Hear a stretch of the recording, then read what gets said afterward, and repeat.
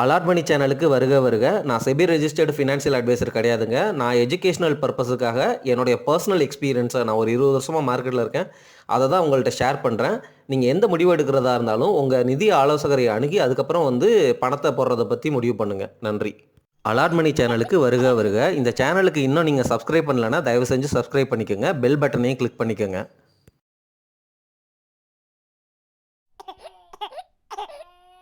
Stock மார்க்கெட்டில் நடந்த அல்லது உலவுகின்ற சில முக்கியமான லேட்டஸ்ட் நியூஸை இந்த வீடியோ பதிவில் பார்த்துடலாங்க. ஃபஸ்ட்டு சிப்லா ஸ்டாக்கை பற்றி. சிப்லா கம்பெனி அவங்களுடைய ஏபி மேனுஃபேக்சரிங் ஃபெசிலிட்டி பெங்களூரில் இருக்குங்க. அது 8 அப்சர்வேஷன் வாங்கியிருக்கு யூஎஸ்எஃப்டிஏ இருந்து. அந்த யூஎஸ்எஃப்டிஏங்கிறது யூஎஸில் இருந்து அவங்க நம்ம இந்தியன் ஃபார்மசூட்டிக்கல் கம்பெனிஸை அவங்களுடைய ஃபெசிலிட்டிஸ், அதாவது அந்த பிளான்ட்லாம் இருக்குல்ல, அங்கே போயிட்டு இன்ஸ்பெக்ட் பண்ணுவாங்க. இன்ஸ்பெக்ட் பண்ணிவிட்டு இந்த மாதிரி வார்னிங்ஸு அப்சர்வேஷன் கொடுக்கறது வழக்கம்தான். இது சிப்லாவுக்கு வந்திருக்கு. சிப்லா மிகப்பெரிய கம்பெனி. எப்போல்லாம் இந்த மாதிரி அப்சர்வேஷன்ஸ் வருதோ அதனால் ஸ்டாக் ப்ரைஸ் குறையிறது தான் நடக்கும். இது ஒரு சின்ன நெகட்டிவ் நியூஸ் ஃபார் சிப்லா அப்படிங்கிறத நம்ம எடுத்துக்கணும். Negative news for Cipla stock, சரிங்களா? அப்புறம் டாடா பவர் ஸ்டாக்கை பொறுத்த வரைக்கும், டாடா பவர் ரெனியூவபிள் எனர்ஜி அவங்களுடைய சப்சிடி கம்பெனி உள்ளுக்குள்ளே வச்சுருப்பாங்கல்ல. அதாவது என்னென்னா, டாடா பவருக்குள்ளேயே குட்டி குட்டியாக கம்பெனி வச்சுருப்பாங்க. இதுதான் அது ஒன் ஆஃப் த கம்பெனிஸு. அந்த கம்பெனி ஒரு 126 மெகாவாட் சோலார் ப்ராஜெக்டை அவங்க ஸ்டார்ட் பண்ணிட்டாங்க. அதாவது என்னென்னா, அதுலேருந்து பவரை ஜென்ரேட் பண்ண ஆரம்பிச்சிட்டாங்க. இது good news for Tata power stock. இது எங்கே இருக்குன்னா, இந்த பிளான்ட் இந்த ப்ராஜெக்ட் மத்திய பிரதேசில் செட் பண்ணியிருக்கிறாங்க, சரிங்களா? சரி, அடுத்து இந்த ஸ்டீல் ஸ்பெசிஃபிக்காக பேசுவோமே. டாடா ஸ்டீலு, ஜேஎஸ்டபிள்யூ ஸ்டீலு, எல்லா ஸ்டீல் கம்பெனிகளுக்கும் இது பொருந்தும். இந்தியா வரலாறு காணாத அளவுக்கு 7 வருஷத்தோடைய உச்சமாக ஒரு 5.7 million ton April to October 2024 இந்த ஸ்டீலை இம்போர்ட் பண்ணியிருக்கிறாங்க. அதாவது இறக்குமதி செஞ்சுருக்கோம். மேக்ஸிமம் சைனாவில் இருந்து தான் இம்போர்ட் பண்ணியிருப்போம், இறக்குமதி பண்ணியிருப்போம். ஆனால் நம்ம ஸ்டீல் கம்பெனிஸ் லைக் டாடா ஸ்டீல்லாம் எவ்வளோ எக்ஸ்போர்ட் பண்ணியிருக்கிறாங்க, ஏற்றுமதி பண்ணியிருக்காங்க அப்படின்னு பார்த்தீங்கன்னு வச்சுக்கோங்களேன். அது 7 வருஷத்துடைய லோவில் இருக்கும். அதாவது 2.8 மில்லியன் டன்னு தான் நம்ம ஏற்றுமதி பண்ணியிருக்கோம். இது ஸ்டீல் செக்டருக்கு, ஸ்டீல் கம்பெனிஸுக்கு ஒரு நெகட்டிவ் நியூஸு. இது நெகட்டிவ் நியூஸ் இருக்கிறப்ப தான் அந்த ஸ்டாக்கோடைய வேல்யூவேஷன் நல்லா இருந்துச்சு அப்படின்னா நம்ம வாங்கணும் அப்படிங்கிறத புரிஞ்சுக்கோங்க. இதுக்கு எப்படியா இருந்தாலும் கவர்மெண்ட் ஒரு மெஷரை எடுப்பாங்க, இல்லாட்டி இந்த சிச்சுவேஷன் சேஞ்ச் ஆகும். At the same time steel stocks எல்லாமே சைக்ளிக்கல் ஸ்டாக் அப்படிங்கிறதையும் மறந்துடாதீங்க. சரி, ஐடி ரிலேட்டடாக, அதாவது இன்ஃபர்மேஷன் டெக்னாலஜி ரிலேட்டடாக சில நியூஸ் வந்திருக்கு. இந்த அமேசான் இருக்காங்கல்ல, அமேசான் இந்தியாவிலையும் இருக்காங்கங்க. அதாவது சாஃப்ட்வேர் டிவிஷன். அவங்க தான் இந்த 24 இந்த ஃபினான்ஷியல் இயர் 24 H1B விசாவோடைய அப்ரூவல் அவங்களுக்கு தான் மேக்ஸிமமாக கிடச்சிருக்கு. 9265 எம்ப்ளாயீஸை அவங்க இந்த H1B விசா மூலமாக யூஎஸ்க்கு சென்ட் பண்ணியிருக்கிறாங்க. அதுக்கப்புறம் யாரா பெரிய ஆள் அப்படின்னு பார்த்தா, இன்ஃபோசிஸ் 8140 பேரை யூஎஸ்க்கு அனுப்பிச்சிருக்கிறாங்க. காக்னிசென்ட்டுக்கு 6321, கூகுளுக்கு 5364 H1B விசா, டிசிஎஸ்க்கு 5274. இன்ஃபோசிஸை விட 3000 விசா டிசிஎஸ்க்கு கம்மியாக இருக்குது. எம்ப்ளாயி ஸ்ட்ரென்த்தை கால்குலேட் பண்ணிக்கோங்க. இந்த மாதிரி H1B விசா அப்ரூவல் கிடைக்கிது, நிறைய பேரை சென்ட் பண்ணுறாங்க அப்படின்னா அந்த கம்பெனிஸ்க்கு நிறைய க்ரோத் இருக்கும், நிறைய ஏர்ன் பண்ணுவாங்க. அந்த மாதிரி பாசிட்டிவான நியூஸ் தான் இது, சரிங்களா? அதுக்கப்புறம் இந்த ஆர்டிஃபிஷியல் இன்டெலிஜென்ஸ் அப்படிங்கிற பூம் யூஎஸ் மார்க்கெட்டையும் சரி, நம்ம இந்தியன் சாஃப்ட்வேர் இண்டஸ்ட்ரி, அதாவது ஐடி ஸ்டாக்ஸையும் ஒரு நல்ல உலுக்கிட்டு இருக்கு. இது வரைக்கும் இந்த ஐடி இண்டஸ்ட்ரி ஒரு மாதிரி ரெசஷனரி பீரியடில் ஏகப்பட்ட லே ஆஃப்ஸு, வேலை இல்லை, அந்த மாதிரி சிச்சுவேஷனில் இருந்துச்சு. ஆனால் என்ன சொல்கிறாங்கன்னா, 2028க்குள்ளே ஒரு 3 மில்லியன் டெக் ஜாப்ஸ் இந்தியாவுக்கு கிடைக்கும். நிறையா பேர்த்துக்கு இந்த ஏஐனால் ஏகப்பட்ட வேலைகள் கிடைக்க போகுது, எக்கச்சக்கமாக ப்ராஜெக்ட்ஸ் வரப்போகுது. இது நம்மளுடைய இந்தியன் எக்கானமிக்கே ஒரு பெரிய க்ரோத்தாக அமையப்போகுது அப்படிங்கிற மாதிரி ப்ரெடிக்ட் பண்ணுறாங்கங்க. இந்த ரிசர்ச்சை யார் கண்டக்ட் பண்ணாங்க அப்படின்னா, சர்வீஸ் நவ் அப்படிங்கிறவங்க கண்டக்ட் பண்ணியிருக்கிறாங்க.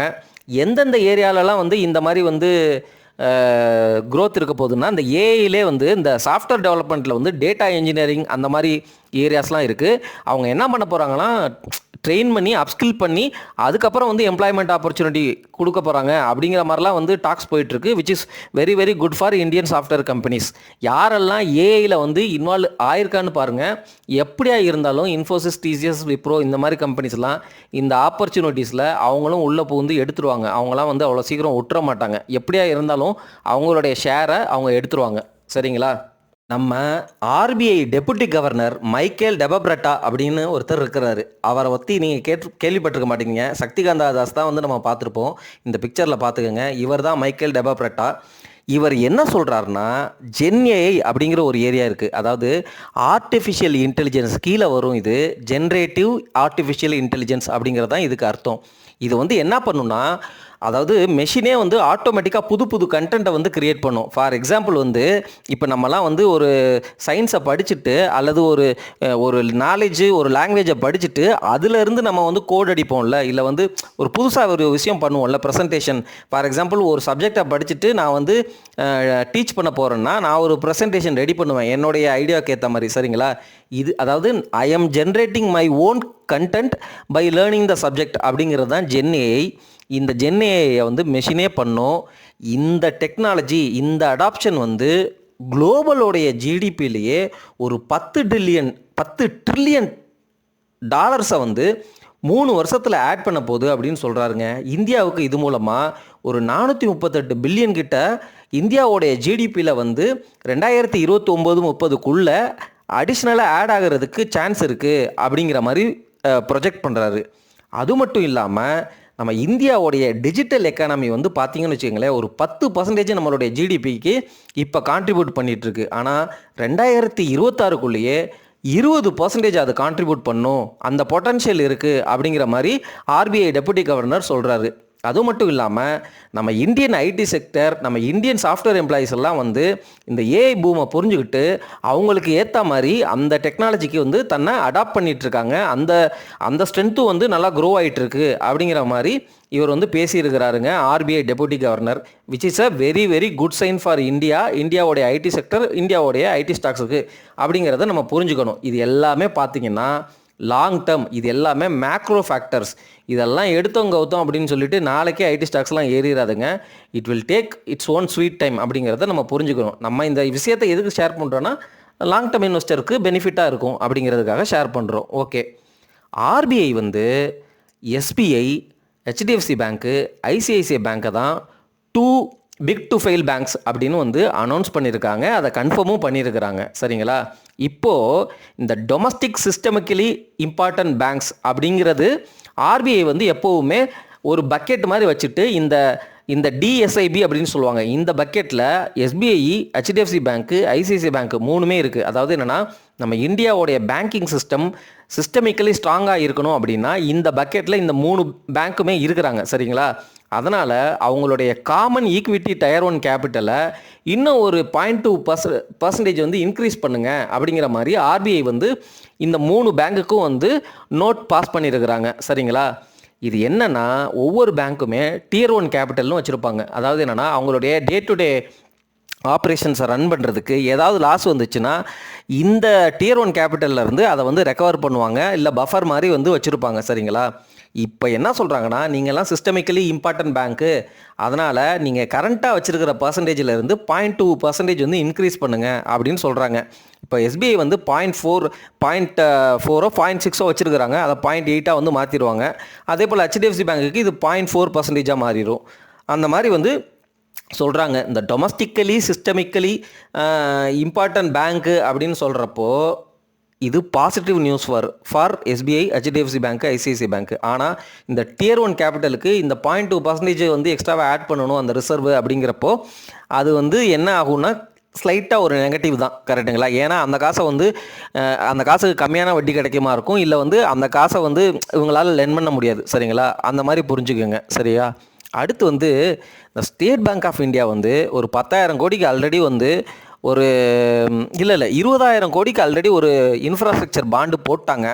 இப்போ மறுபடியும் ஒரு 10,000 கோடிக்கு வந்து ஒரு 15 வருஷத்துக்கு இன்ஃப்ராஸ்ட்ரக்சர் பாண்டு போட போகிறதா சொல்லியிருக்கிறாங்க. உங்களுக்கு 7.15% டு 7.18% வரைக்கும் வட்டி கிடைக்க வாய்ப்பு இருக்கிறது. இந்த பாண்டு வந்து கூடிய விரைவிலேயே இந்தியன் பாண்டு மார்க்கெட்டுக்கு வரலாம். நம்ம மணப்புரம் ஃபினான்ஸில் வந்து மணப்புரம் ஃபினான்ஸை வந்து லென் பண்ணக்கூடாது.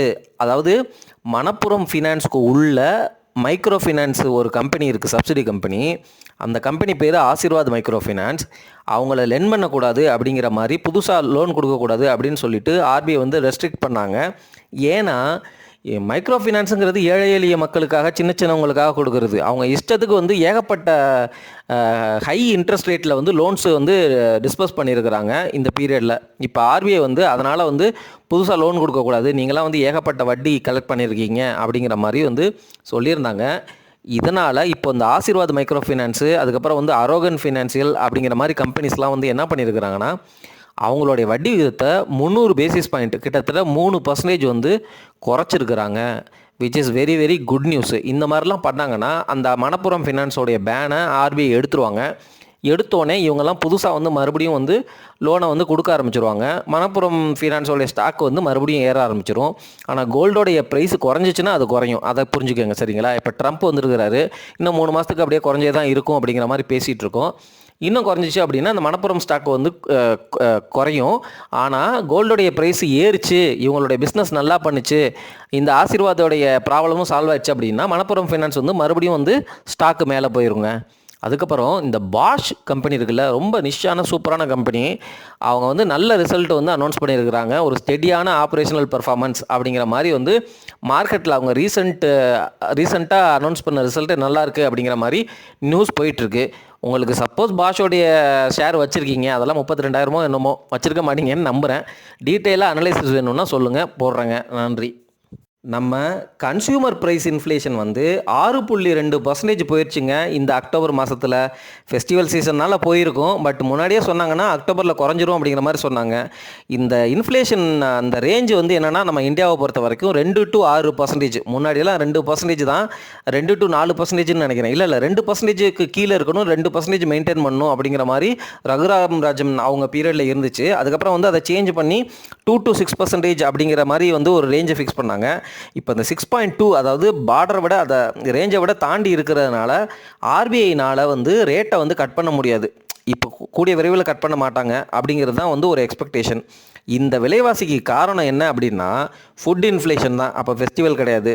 ஃபுட் இன்ஃப்ளேஷன்லையும் பார்த்தீங்கன்னு வச்சுக்கோங்களேன், இந்த ஆனியனு, பொட்டேட்டோ, டொமேட்டோ இதெல்லாம் தான் விலையேறி நம்மளுடைய ஃபுட் இன்ஃப்ளேஷனை ஜாஸ்தியாக்கி மொத்தமாக வந்து இந்த சிபிஐ இது வந்து ஒரு கன்சியூமர் ப்ரைஸ் இன்ஃப்ளேஷன் அப்படின்னு சொல்லுவாங்க. அதாவது என்னென்னா, டைரெக்டாக கன்சியூமர்ஸ் நம்ம வந்து கன்சியூம் பண்ணுற பொருட்கள், அந்த பொருட்களுடைய விலையெல்லாம் எந்தெந்த ஸ்டேட்டில் எந்த மாதிரி விலை ஏறி இருக்குது அப்படிங்கிறத வந்து ஒரு பக்கெட்டில் எடுத்துகிட்டு அதை வந்து மொத்தமாக கன்சாலிடேட் பண்ணி அனௌன்ஸ் பண்ணுவாங்க. இந்த இன்ஃப்ளேஷன் ரைஸ் ஆச்சுன்னா ஆர்பிஐ வந்து வட்டி விகிதத்தை குறைக்காது, ஏற்றும். வட்டி விகிதத்தை ஏற்றுறாங்கன்னா இந்தியன் ஸ்டாக் மார்க்கெட்டில் உள்ள காசை வந்து அவங்க டைட்டன் பண்ணுறாங்கன்னு அர்த்தம். அதனால் வட்டி விகிதங்கள் ஏறுது அப்படிங்கிறது வந்து இந்தியன் ஸ்டாக் மார்க்கெட்டுக்கு ஒரு நெகட்டிவ் சைன் தான் அப்படிங்கிறத புரிஞ்சுக்கணும். பட் ஆனால் ஆல்ரெடி நிறையா டைம் ஏற்றிட்டாங்க. யூஎஸ் குறைச்சாங்கன்னா இவங்களும் குறைச்சி தான் ஆகணும் அப்படிங்கிற மாதிரி கட்டாயத்துக்கு தள்ளப்படுவாங்க. ஸோ குறைக்கிற சைக்கிள் தான் வந்து நிறையா நடக்க வாய்ப்பு இருக்குது. பட் ஆனால் அதுக்கு முன்னாடி மேபி ஒரு சைக்கிள் ஒரு ஒரு ஒரு 0.25 பேசிஸ் வந்து ஏற்றலாம். அது ரேர் சான்ஸ் தான் சரிங்களா. நான் எதுக்கு இதெல்லாம் ஷேர் பண்ணுறேன்னா, நான் எப்படி திங்க் பண்ணுறேன், இது என்ன மாதிரி இந்த நியூஸுக்கும் நம்ம ஸ்டாக்கு மார்க்கெட்டுக்கும் என்ன மாதிரி சம்மந்தம் அப்படிங்கிறத ஓரளவு ஒரு ஐடியா கொடுக்கலாம் அப்படிங்கிறதுக்காக ஷேர் பண்ணுறேங்க.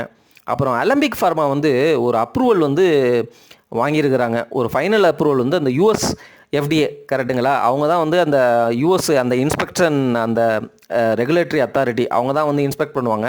அவங்க இந்த ஃபார்மா கம்பெனிக்கு ஒரு டேப்லெட்டு சரிங்களா, ஹார்ட் ஃபெயிலியர் ரிலேட்டட் டேப்லெட்டுக்கு அப்ரூவல் கொடுத்துருக்காங்க. இது good news for Alembic pharma. அவங்களுடைய அந்த டேப்லெட்டோடைய சேல் இன்க்ரீஸ் ஆச்சுன்னா அவங்களுடைய ப்ராஃபிட் இன்க்ரீஸ் ஆகும். அலம்பிக் ஃபார்மா ஷேர் ஹோல்டர்ஸுக்கு நல்ல வருமானம், அதாவது ப்ரைஸோட விலை அதிகரிக்க வாய்ப்பு இருக்கிறது. அதே போல் நம்ம விப்ரோ வந்து ஸ்டாக் எக்ஸ்சேஞ்சுக்கு வந்து இன்ஃபார்ம் பண்ணியிருக்கிறாங்க. அவங்க வந்து இந்த வேர்ல்டோடையே வந்து 7வது பெரிய ஆட்டோமேட்டிவ் டெக்னாலஜி உள்ள ஒரு கம்பெனி இருக்குது. அதுக்கு பேர் வந்து ஃபோரிவா. அந்த கம்பெனியோடைய அது வந்து ஒரு ஆட்டோமொபைல் கம்பெனிங்கிறதுனால அவங்க அந்த டிரைவர் அசிஸ்டன்ட் சிஸ்டம் ஒன்று இருக்குது. அந்த சிஸ்டத்தை இவங்க சாஃப்ட்வேர் மூலமாக மைக்ரோ சர்வீசஸ் ஆர்கிடெக்சர் அடாப்ட் பண்ணி அந்த சாஃப்ட்வேர் ஆட்டோமேட் பண்ணுறதுக்கு இவங்க வந்து ஒர்க் பண்ணிகிட்ருக்காங்க, கொலாபரேட் பண்ணுறாங்க. Which is very very good for Wipro stock holders அப்படிங்கிறத புரிஞ்சுக்கோங்க. இந்த நியூஸ்லாம் வந்து இம்மீடியட்டாக ஸ்டாக் ப்ரைஸில் ரிஃப்ளெக்ட் ஆகாது. இந்த நியூஸை கேட்டுட்டு உடனே வந்து பாசிட்டிவாக வந்து கொஞ்சம் ஏற்றுவாங்க. ஆனால் இந்த நியூஸ் எல்லாம் வந்து பைப்லைனில் ஆட் ஆகி அங்கே உங்கள் ப்ராஜெக்டை எடுத்து அது ப்ராஃபிட்டில் வந்து over the period of time, வருஷ கணக்கில் 2 வருஷம் 3 வருஷம் அதில் வந்து கொஞ்சம் கொஞ்சமாக ஆட் ஆகிட்டே வந்து அப்படி தான் வந்து க்ரோத் வந்து நடக்கும் கம்பெனிஸுக்கு. நன்றிங்க.